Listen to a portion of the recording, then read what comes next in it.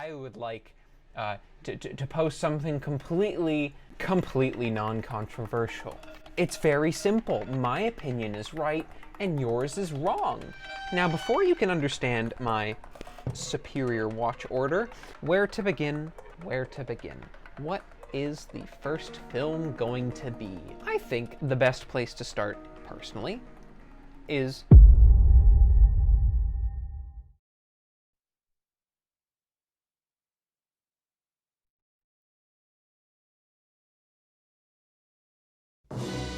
Star Wars, the original, just like release order. I think it truly encapsulates what Star Wars is, and it builds from there. And I think that build-up is essential to the enjoyment of the franchise. Episode 1, it's just so flashy, but at the same time it's also dated, so you're not really sure what to make of it, and a lot of things are very uncanny, and like the CGI didn't age very well, and you're just kind of like, what's happening? What is the story? Trade Federation's queen with cool makeup? Who's this character? Who's this Jin guy? What's he up to? Is he important? Who's the little kid? What's that about? What's a chosen? What's a midi-chlorian? I don't understand. There's just too much, you know, it gives you too much information because it itself is building off of the established lore and it's expanding things. It's like with the midi-chlorians, it's telling you the origin of the Force. Bruh.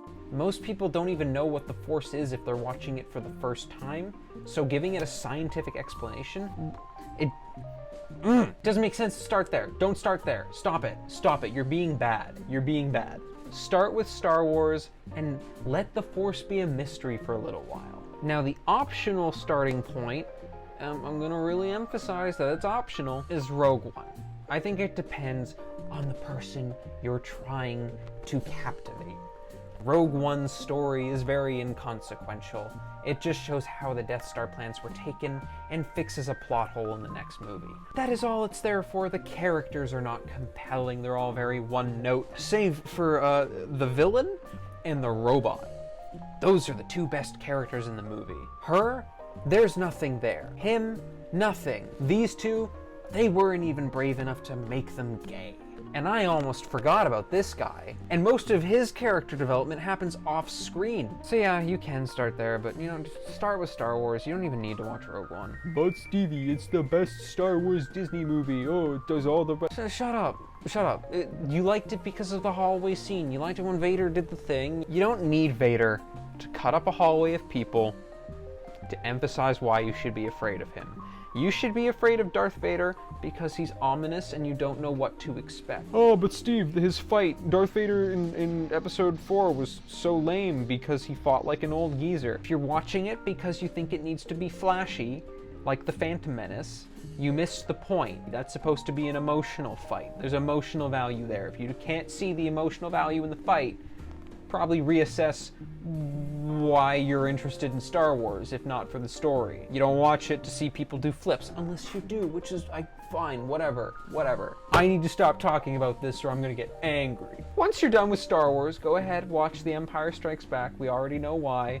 Has that killer twist, and then cut right there. You're gonna go to The Phantom Menace. That's right, we're not doing that machete bullshit. You're gonna watch The Phantom Menace.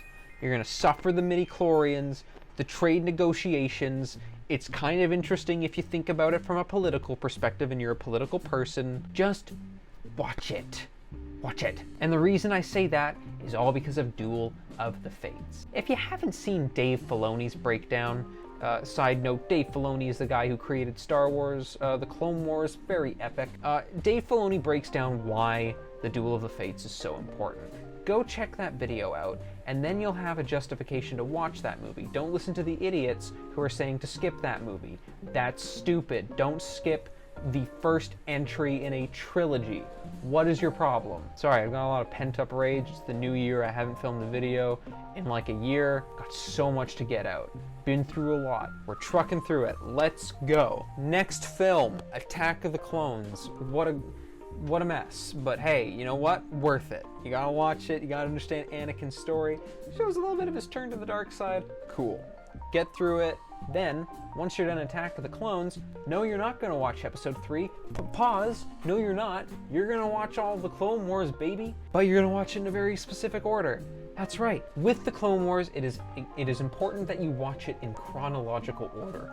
It'll make it more bearable. If you start from season 1 and work your way through episode to episode, it's going to be very apparent that the show was working with a small budget. Once you get to Star Wars The Clone Wars, Season 7, the final 4 episodes, stop right there.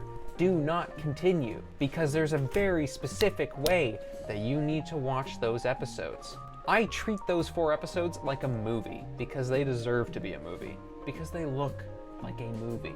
So here's what you're going to do. You're going to watch the Clone Wars finale, you're going to watch episode 1 and 2, and you're going to stop. Then you're going to flip on Revenge of the Sith. Yeah, that's right, a whole movie. After you're done Revenge of the Sith, you're going to pop on episodes 3 and 4 of the Clone Wars finale, and that will give you all the closure you need for both the series and the prequel trilogy. It's good stuff, I tell ya. I tried this with my girlfriend, and she loved it. 10 out of 10. Great way to watch that. Rebels, it's tough, but you know what? It pays off. It really is worth it in the end, and it gives you context to characters going forward. So just suffer through it. If you have kids, Rebels is a great thing. Now, this is really important. Return of the Jedi we saved because it really rounds out all of the character arcs in all the films.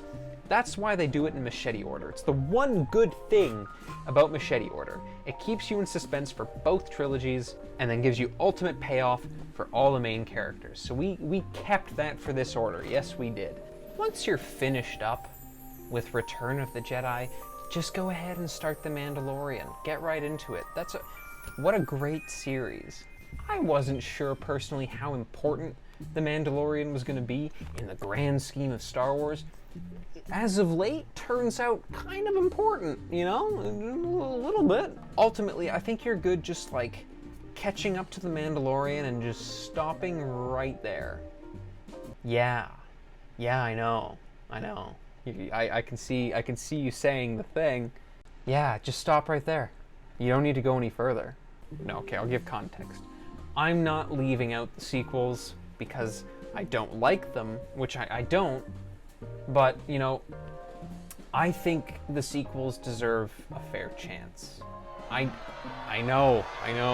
After what I saw with The Mandalorian, I feel as though the sequels would benefit from context. And I think we're going to get that context in some of these series that are popping up on Disney Plus. And I think it would be a real shame if you finished The Mandalorian Season 2 and then jumped right into Episode 7. I feel like you wouldn't benefit from that, because you then kind of know where everything's going. Keep yourself in suspense. I encourage you to keep yourself in suspense. Watch Star Wars as it comes out, but eventually, once The Mandalorian's finished and Ahsoka's wrapped up, then maybe dive into those movies. And you might just enjoy them a lot more than you would have if you just went ahead and did it. I want to give them the benefit of the doubt and see if they can fix this mess. And of course, that's all my opinion. You know, I'm just not a huge fan of those movies. You can go ahead and watch them if you want, and for the sake of that, if you do decide to watch them, just watch them 7, 8, and 9 after you've caught up with The Mandalorian. I'm sure it'll be fine. You might like them a lot, you might not like them at all, but take it into consideration. After all, this is just me spouting my opinion like any other Star Wars fan does.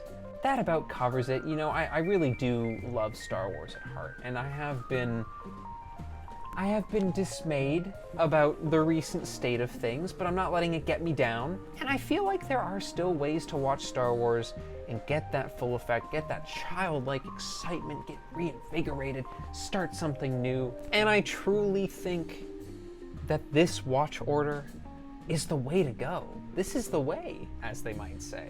And feel free to disagree. Maybe you have your own, like, elaborate way of showing people Star Wars. I love that. At the end of the day, you're a fan. You want to make someone else a fan. Do it the way that you think it's going to work best. For those of you who clicked on this timestamp and are just joining us, here's the watch order. no context, you get nothing.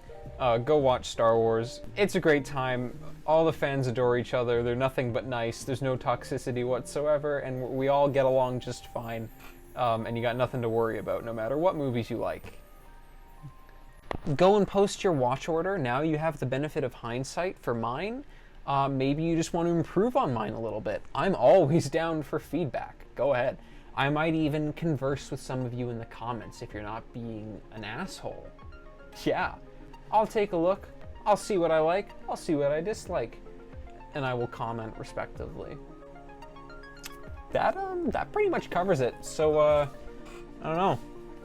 Like, subscribe, maybe, if you want. And, Finn and Poe should have been a couple.